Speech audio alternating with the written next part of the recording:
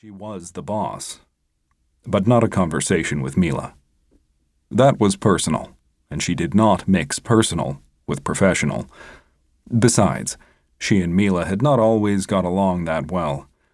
Things were better now that her daughter was out of college and starting her career, but the teenage years, that was how Jill thought of them, the teenage years, as though they were a discrete and distant event that had happened to someone else, had been a little challenging, if by a little challenging you meant an out-and-out daily battle.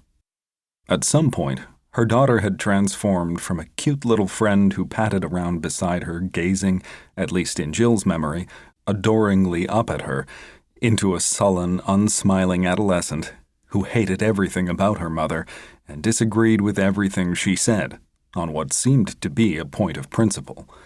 "I think I need to take the car in," she'd said once, listening to the brakes grind as they drove to Mila's soccer practice. "Why?" "Because the brakes are worn." "No, they aren't." She pressed the brake pedal and the brakes groaned. "That's the sound of worn brakes." "No, it isn't." "I was unaware you were an expert on cars." "Like you are?" "Well, I'll take it in and see what they say." "They'll say it's not the brakes. It's obviously not the brakes." "So it just happens to occur when I brake?" Mila snorted and didn't answer. When they arrived at the field, she glared at her mother. "I hate you. You're such a know-it-all, but you don't know anything." Jill wanted to reply. "Really?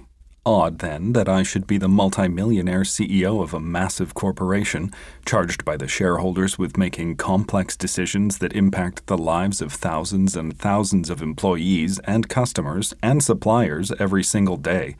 So maybe I know something. Maybe I know one little thing, after all." She didn't, though. She just watched her daughter walk to the field, where she fist-bumped the coach, Annette, her friend Fern's mom, then hugged her. Hugged her. Jill would have given anything for such a warm, natural hug from her daughter. Then Annette laughed, broke the embrace, and pointed to a pile of cones. Mila jogged over and started laying them out, a wide smile on her face.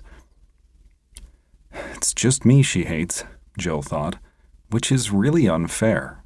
I'm her mom. I do everything for her, provide whatever she could want, and yet it's me she hates?" She knew it was a childish and self-pitying response, and that her daughter was a typical teenager, but it didn't help. She felt rejected and unloved. And now Mila was calling. Anxiety prickled her scalp. It could well be something simple. "What time will you be home, Mom?" But Jill had plenty of scars from the trauma of previous phone calls with her daughter. Yes, they argued less now, but less was not never, and when it started, it could escalate pretty quickly, especially if certain topics came up, and she did not need anyone to witness that. She stopped halfway to the plane and answered the call. "Hi," she said. "What's up?" "Hi, Mom. What time are you home?" Jill glanced at her watch. "I'm just about to board the plane. It's 2 now, so I should be back by 4. "Okay, great. Archie and I wanted to take you out to dinner." Them? Take her? That was a first. She wondered exactly what type of dinner it would be. McDonald's, maybe, or KFC?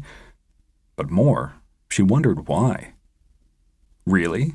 she said, allowing herself a little white lie. "That's a nice surprise. What's the occasion?" "Nothing." "Nothing. You just felt like buying me dinner." "There is something. We have some news." Jill turned and looked back at the hangar. "What kind of news?" The pilot. She had stopped. The woman in the red coat, Jill Stearns, CEO, had come out of the hangar and started to make her way to the plane, but now she had stopped. She turned around to face the hangar. The pilot's stomach knotted. She had come to a halt when she had answered the phone. Why? Who was she talking to? Why had they called? Did someone know what was about to happen? How could they?